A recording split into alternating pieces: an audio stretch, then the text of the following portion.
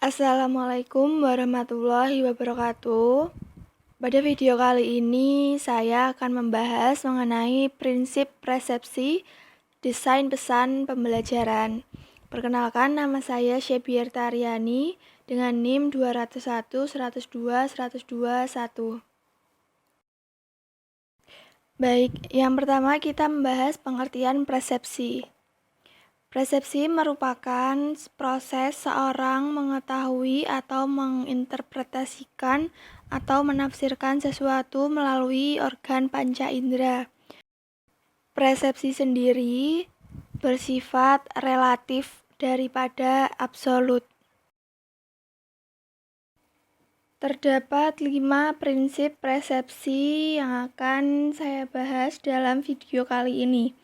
Yang pertama, persepsi terhadap gambar. Kedua, persepsi terhadap diagram, tabel, dan grafik. Ketiga, persepsi terhadap teks. Keempat, persepsi terhadap teks dan gambar secara bersamaan. Dan terakhir, persepsi terhadap suara. Yang pertama yaitu persepsi terhadap gambar. Gambar yang baik adalah gambar yang mampu dipersepsikan sama seperti apa yang diharapkan penyaji pesan. Berikut ini merupakan prinsip-prinsip penggunaan gambar agar tidak menimbulkan salah persepsi.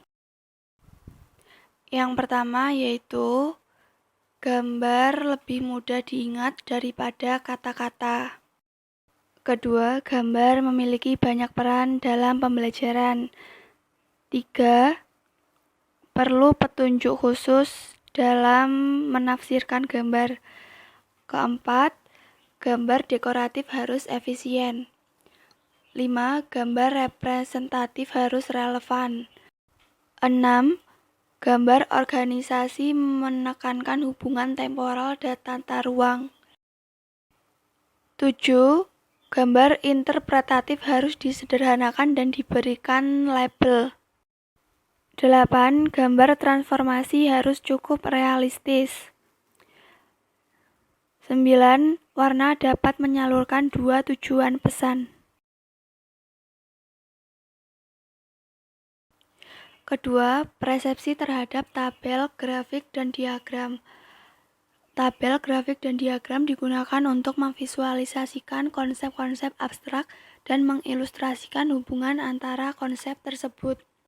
Beberapa prinsip yang harus diperhatikan. Yang pertama, dapat membuat ide-ide abstrak lebih konkret dan mudah dipahami. 2. Efisiensi dan akurasi informasi pada grafik dan diagram. 3. Hindari grafik atau diagram yang rumit. 4.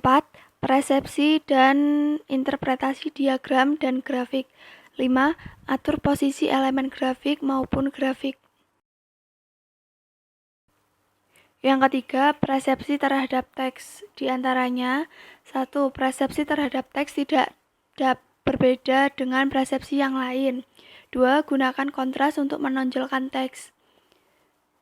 3. Atur tata ruang teks. 4.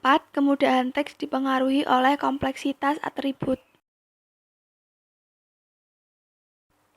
Keempat, persepsi terhadap penyajian teks dan gambar secara bersamaan. Prinsip yang harus diperhatikan yang pertama, gambar membantu proses belajar, bukan proses membaca. Kedua, gambar memfasilitasi pemahaman teks. 5. Persepsi terhadap suara. Yang pertama, suara harus terorganisir. 2. Pidato efektif mengomunikasikan ide-ide. 3. Pidato bersifat abstrak. 4. Teks lebih efektif daripada pidato bila materi cukup kompleks. 5. Ucapan manusia adalah media yang paling kuat dan ekspresif.